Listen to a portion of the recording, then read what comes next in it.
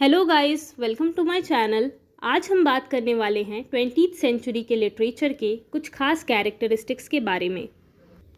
ये सेंचुरी बहुत सारे चेंजेस और चैलेंजेस से भरी रही और इसके लिटरेचर पर भी हमें उन चैलेंजेस और चेंजेस का रिफ्लेक्शन दिखाई देता है। पहला कैरेक्टरिस्टिक्स है मॉडर्निज्म। दोस्तों, मॉडर्निज्म एक लिटरेरी मूवमेंट था जो कि लेट 19th सेंचुरी में स्टार्ट हुआ था। मॉडर्निज्म में राइटर्स ने अपनी राइटिंग्स में नए नए एक्सपेरिमेंट्स किए, जैसे कि स्ट्रीम ऑफ कॉन्शियसनेस और फ्रेगमेंटेड प्लॉट्स। दोस्तों, स्ट्रीम ऑफ कॉन्शियसनेस एक नैरेटिव टेक्निक है जिसमें कैरेक्टर की सोच और फीलिंग्स को बड़े ही रियलिस्टिक तरीके से दिखाया जाता है। इस टेक्निक से रीडर्स को पता चल जाता है कि कैरेक्टर के मन में क्या चल रहा है, कैरेक्टर क्या सोच रहा है। स्ट्रीम ऑफ कॉन्शियसनेस में रीडर को कैरेक्टर के इनर थॉट्स का पता चल जाता है। वर्जीनिया वुल्फ की मिसेस डैलोवे में स्ट्रीम ऑफ कॉन्शियसनेस का इस्तेमाल किया गया है। जब क्लैरिसा डैलोवे अपने दिन के बारे में सोचती है तो हम उसके दिमाग के अंदर क्या चल रहा है वो सभी कुछ सुनते हैं। तो ये होता है stream of consciousness. James Joyce का यूलिसिस भी एक मॉडर्निस्ट नॉवल है जिसमें स्ट्रीम ऑफ कॉन्शियसनेस टेक्निक का इस्तेमाल हुआ है, जिसमें कैरेक्टर की सोच और फीलिंग्स को डायरेक्टली दिखाया गया है। और दोस्तों, फ्रेगमेंटेड प्लॉट्स यानी कि इसमें कहानी को एक सीक्वेंस में नहीं बल्कि अलग अलग सेगमेंट्स में प्रेजेंट किया जाता है। इसी को हम फ्रेगमेंटेड प्लॉट्स कहते हैं। डेविड मिचेल की क्लाउड एटलस में कहानी को अलग अलग टाइम पीरियड्स और कैरेक्टर्स के थ्रू प्रेजेंट किया गया है। हर सेगमेंट अलग है लेकिन सब एक दूसरे से इंटरकनेक्टेड है। तो ये एग्जाम्पल है फ्रेगमेंटेड प्लॉट्स का। दूसरा कैरेक्टरिस्टिक्स है पोस्ट मॉडर्निज्म। दोस्तों, पोस्ट मॉडर्निज्म भी एक लिटरेरी मूवमेंट था जो मिड 20th सेंचुरी में आया था। इसमें राइटर्स ने आयरनी, पैरोडी और प्लेफुलनेस का इस्तेमाल किया था। दोस्तों, आयरनी का मतलब हम एक एग्जाम्पल से समझते हैं। सपोज़ मेरी एक छोटी बहन है, वो शरारतें कर रही थी। मैंने उससे मना किया लेकिन उसने मेरी बात नहीं सुनी और वो बदमाशी करते करते गिर गई। तो मैंने उससे बोला, बहुत बढ़िया, जबकि मुझे उसकी बदमाशी पर गुस्सा आ रहा था। तो ये होता है आयरनी। आयरनी में इंसान जो बोलता है उसका बिल्कुल ऑपोजिट होता है। तो आयरनी का मतलब ये है कि जब कुछ कहा जाता है और उसका सचमुच मतलब कुछ और होता है तो उसे ही हम आयरनी कहते हैं। पैरोडी का मतलब है किसी फेमस या वेल नोन चीज़ का मजाक उड़ाना, उसको मिमिक करना, लेकिन एक फ़नी तरीके से। तो पोस्ट मॉडर्निज्म में आयरनी और पैरोडी का इस्तेमाल किया जाता था। पोस्ट मॉडर्निज्म लिटरेचर पुरानी राइटिंग्स को चैलेंज करता था। थॉमस पाइचन की ग्रेविटीज़ रेनबो पोस्ट मॉडर्निज्म लिटरेचर का एक बहुत ही अच्छा एग्जाम्पल है। इसमें आयरनी, पैरोडी और मल्टीपल नैरेटिव टेक्निक्स का इस्तेमाल किया गया है। नेक्स्ट कैरेक्टरिस्टिक्स है themes of alienation and disillusionment.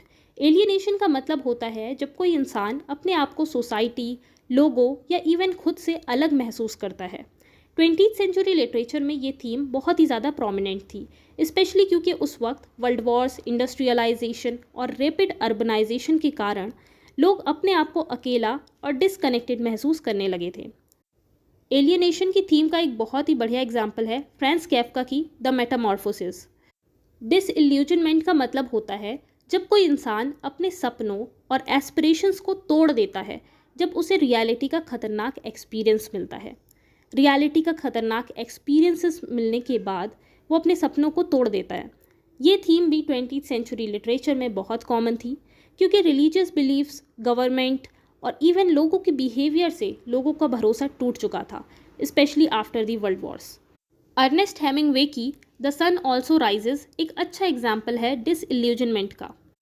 बहुत सारी कहानियों में एलियनेशन और डिसइल्यूजनमेंट की थीम हमें नज़र आती है। नेक्स्ट कैरेक्टरिस्टिक्स है रियलिज्म। रियलिज्म यानी कि सोसाइटी की रियलिटी दिखाना राइटिंग्स में। रियलिज्म भी एक इम्पॉर्टेंट फीचर है। राइटर्स ने रियलिस्टिक सेटिंग्स और कैरेक्टर्स को दिखाया और सोशल इश्यूज जैसे कि क्लास स्ट्रगल और जेंडर इनइक्वालिटी को क्रिटिसाइज़ किया।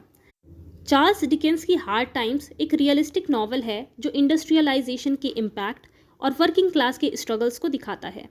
नेक्स्ट है theme of identity and existentialism.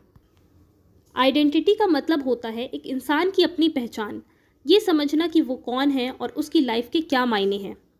20th century literature में आइडेंटिटी एक मेजर थीम थी क्योंकि लोग अपने आप को रीडिफाइन कर रहे थे इस बदलती हुई दुनिया में। टॉनी मॉरिसन की नॉवल बिलवेड में एक वुमेन कैरेक्टर स्लेवरी के भयानक एक्सपीरियंस के बाद अपनी आइडेंटिटी और पास्ट को समझने की कोशिश करती है। एग्जिस्टेंशियलिज्म दोस्तों एक फिलॉसफिकल मूवमेंट है जो ये कहता है कि इंसान की लाइफ का कोई मीनिंग ही नहीं होता और हमें अपने चॉइसेस और एक्शंस के थ्रू अपना मीनिंग क्रिएट करना पड़ता है। 20th सेंचुरी लिटरेचर में एग्जिस्टेंशियलिज्म एक बहुत ही इंपॉर्टेंट थीम थी। एल्बर्ट कामू का द स्ट्रेंजर एग्जिस्टेंशियलिज्म का एक अच्छा एग्जाम्पल है, जिसमें मेन कैरेक्टर अपने एग्जिस्टेंस और दुनिया की मीनिंग पर सवाल उठाता है। नेक्स्ट कैरेक्टरिस्टिक्स है use of symbolism and imagery. Symbolism और इमेजरी दो इंपॉर्टेंट लिटरेरी डिवाइसेस हैं जो राइटर्स यूज़ करते थे अपने राइटिंग को और भी ज़्यादा मीनिंगफुल बनाने के लिए। सिम्बॉलिज्म का मतलब होता है जब सिंबल्स के थ्रू हम अपने थॉट्स को कन्वे करते हैं। जब कुछ सिंबल्स कुछ पर्टिकुलर चीज़ को रिप्रेजेंट करते हैं राइटिंग में, तो वहाँ पर सिम्बॉलिज्म का यूज़ हुआ रहता है। द ग्रेट गैट्सबाई में, इस नॉवल में ग्रीन लाइट एक इम्पॉर्टेंट सिंबल है जो गैट्सबाई के सपने, उसकी लाइफ के गोल्स को रिप्रेजेंट करता है। इमेजरी का मतलब होता है जब हम डिटेल्ड लैंग्वेज का यूज़ करके माइंड में एक पिक्चर क्रिएट करते हैं रीडर के, तो उसे ही हम इमेजरी कहते हैं। नेक्स्ट कैरेक्टरिस्टिक्स है influence of technology and media. इस सेंचुरी में टेक्नोलॉजी और मास मीडिया की ग्रोथ ने भी लिटरेचर को इन्फ्लुएंस किया। इस वर्क में हमें मीडिया का इम्पैक्ट देखने को मिलता है, जहां कैरेक्टर्स टेलीविज़न और एडवर्टाइजिंग से बहुत ही ज़्यादा इन्फ्लुएंस होते हैं। नेक्स्ट कैरेक्टरिस्टिक्स है globalization and cultural change. Globalization ने लिटरेचर पर बहुत ज़्यादा असर डाला। जब दुनिया के अलग अलग देश और कल्चर्स एक दूसरे के साथ कनेक्टेड और इंटरडिपेंडेंट हो जाते हैं, तो इसे ही हम ग्लोबलाइजेशन कहते हैं। मिडनाइट्स चिल्ड्रन एक ऐसा वर्क है जो इंडियन हिस्ट्री और कल्चर को वेस्टर्न लिटरेरी फॉर्म से मिलाता है। इस वर्क में हमें ग्लोबलाइजेशन की थीम देखने को मिलती है। तो दोस्तों, ये थे कुछ खास कैरेक्टरिस्टिक्स 20th सेंचुरी लिटरेचर के। ये सेंचुरी हमारे थॉट्स और सोसाइटी को समझने में मदद करती है। अगर आपको ये वीडियो अच्छी लगी हो तो प्लीज़ लाइक करें, अपने फ्रेंड्स के साथ शेयर करें और मेरे चैनल को सब्सक्राइब करना बिल्कुल भी ना भूलें। Thanks for watching.